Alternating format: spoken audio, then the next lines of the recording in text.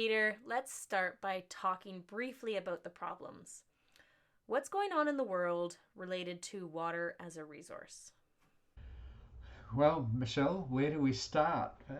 This is an introduction. We could start with the 2015 World Economic Forum that concluded that water scarcity, a lack of freshwater resources to meet demand, will, will be the largest global problem over the next decade. It will affect more than 80 million people who have no access to safe water. This is an emerging global water crisis that involves substantial water shortages, for instance, in India at the moment and Africa, as well as the risk of waterborne diseases. Added to the above, research into water affordability in the USA and North America by Mack and Wrase found that rising utility supply charges, tariffs, rates attributed to aging infrastructure, um, declining water quality, sanitation, and climate change, or among other things, could mean that in the next 5 years, the number of US households who find water supply bills unaffordable could triple. Is there any reason that would be different in other developed countries such as Canada or Australia? Surprisingly, our own research in this, what Mack and Wrase found, it's going to be about 35% of people will find water and utility water and sewage services to be unaffordable in the USA. Um, we've actually found quite similar rates throughout Australia, for example. We've done parallel research, and the numbers are surprising. Utilities are costing an exponentially increasing part of the family budget at the moment, and this is a rising world problem given that the quality of services has probably declined, as we can hear in the media a lot lately. The cost of replacing aging utility water infrastructure in the United States alone is estimated to be over $1 trillion in the next 20 years. As current water supply infrastructure continues to age, glaciers melt and underground aquifers diminish, say in the Middle East and India, for example, governments, um, local governments and individuals are starting to realise that capturing and storing rainwater is critical for sustainable economic and resilient human habitat. Right. One of the biggest headlines in recent news here is that the 2019 Canada's Changing Climate Report was issued by our Minister of the Environment's office. And some of the key findings included that warming in Canada is expected to be, or is, I should say, is double the magnitude of the world average. And climate change is going to mean increased risk of water supply shortages in the summer and increased risk of coastal flooding, among some other concerning projections. This is also the case in Australia and in the United Kingdom. So people think that climate change, if they accept it, and they should accept it because it is actually happening, is simply an increase in rainfall or decrease in rainfall, an increase in temperature or a decrease in temperature. But it's far more complex than that. It's really dramatic changes in the extreme. So you're far more likely to have droughts, and you're far more likely to have very intense rain events that cause floods. And in fact, you can have both at the same time. You can actually have a flood in the middle of a drought, which we've just experienced many times in Australia over the last decade. And so that it changes all the statistics that our engineers are used to in their designs. We have new problems to solve. So, where does urban and household rainwater harvesting form part of the solution? And why have you made it such a central focus in your career and in your work? Well, um, I started my career in oil and gas industry, and then I went to Newcastle University, and you can read all about that elsewhere. And I was asked to look at the behaviour of a small housing development that had rainwater harvesting and water sensitive urban design, which North Americans called low impact design. And when I took on the project as part of my PhD, it was claimed, even by the facilitators of the project, well, it doesn't really work because only big things work. And when you say big things, like centralized things? Large centralized water supply and wastewater treatment and energy supply systems. But what I found is I became a system scientist. It just happened to work on understanding the benefits of small things throughout whole of society, and how they contribute to changing the big challenges, like how big is the wastewater treatment plant, or do we really need a nuclear power station, and those types of big questions, if people are actually being more sustainable at the property scale. So I was also, when I looked at that in more detail, I was also compelled by the growing social inequality, and escalating environmental degradation that is not obvious when you take a centralised view, but is absolutely obvious when you take a bottom-up property scale view, and then you understand that what you're doing at a small scale accumulates to a global scale, and it's the old essential sustainability design mantra, acting locally for global solutions. And so it's our responsibility to share scarce resources across multiple generations and species. That's why I do systems analysis, because you can't discover this unless you understand the entire system. You had an American lady called Donella Meadows, and my work takes on after her work. So home-scale rainwater harvesting provides regional scale benefits for stormwater management, waterway health, urban amenity, water security,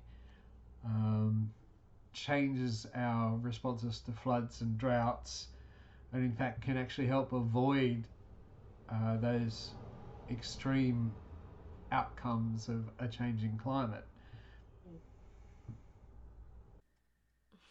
I'm reminded of 2013 when our home city of Calgary experienced a 100-year flood, and the flooding nearly took out the city's municipal water supply, and residents were very near to having the taps turned off. I remember seeing images on the TV of most stores being completely sold out of bottled water, and the irony, we had just had the biggest rainfall in 100 years, freshwater, the biggest rainfall of, in 100 years. And yet it was kind of like the rhyme of the ancient mariner, water, water everywhere, nor any drop to drink. This is a very typical response to flooding that's not well understood. When you have a flood, it compromises your centralised water supply system that is not really sealed from the environment, and it also compromises your centralised wastewater treatment, and it actually mixes the two. So it makes your water supply quite undrinkable, and we've had many cases of this in Australia and around the world. So having a local water supply is even important when you're having floods. Right. I've really come to believe that if we wish to create a sustainable future, changing our relationship with water is just one of the most important things we can do, as both as individuals and as communities. And the great thing is that it starts right outside our back door.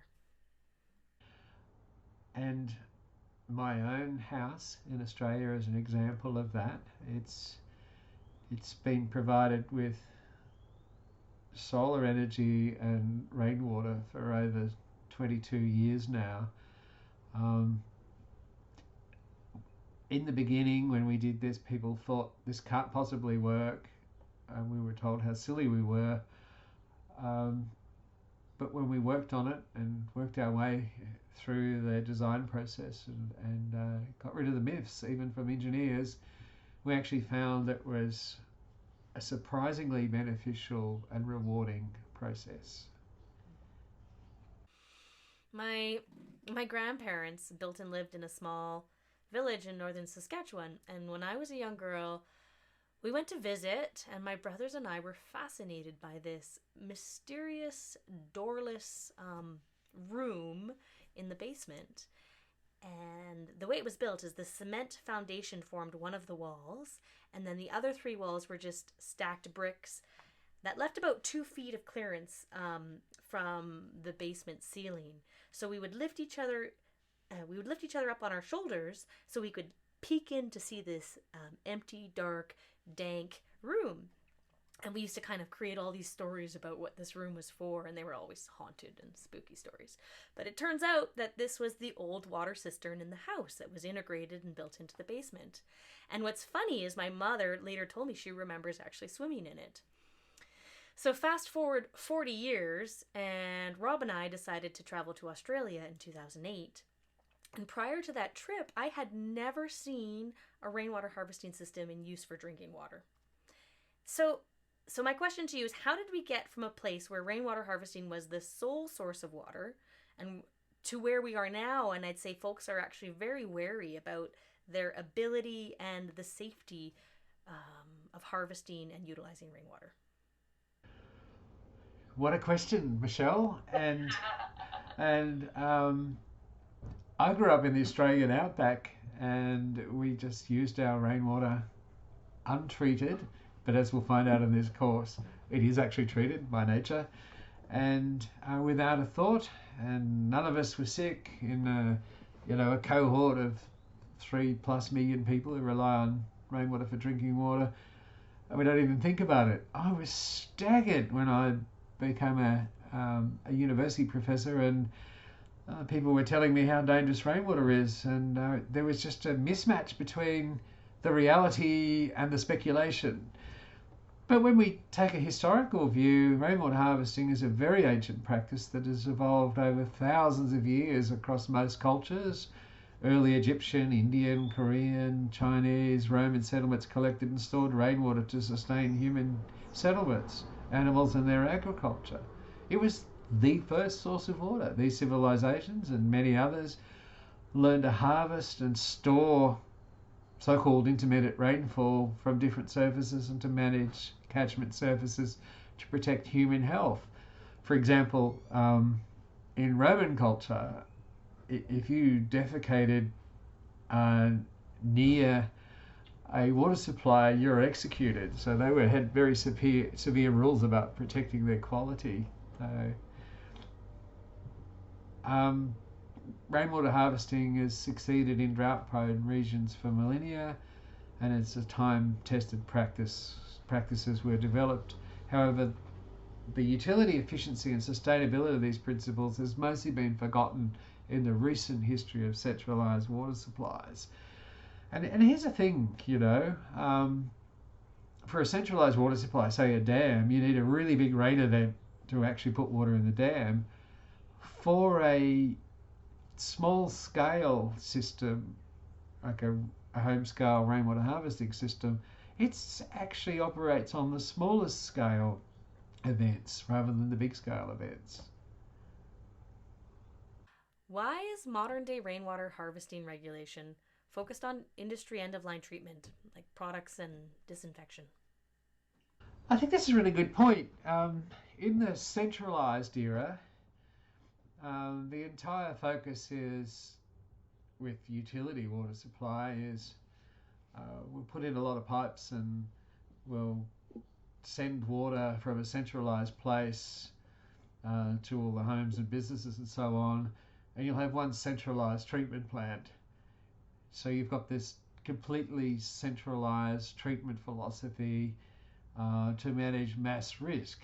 If the treatment plant fails for a water supply system, utility water supply system, potentially millions of people can get sick, and they've got to maintain the quality of water via thousands of kilometres of pipes to your home. So It's a very narrow discipline, um, and what happens when people go into the rainwater products industry?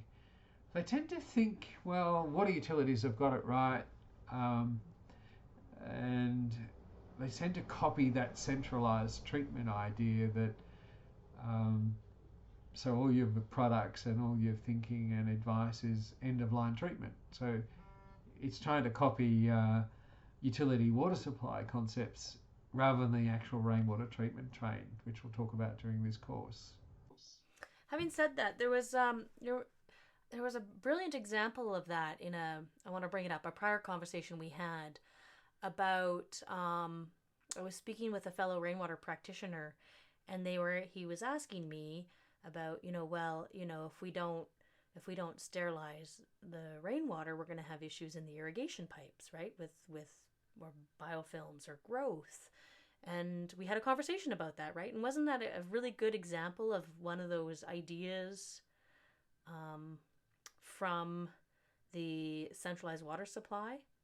This is a classic um, example of what system scientists call a systematically misleading problem. So all of the assumptions from centralized water supply have been incorrectly applied to rainwater harvesting systems to produce a completely irrelevant solution.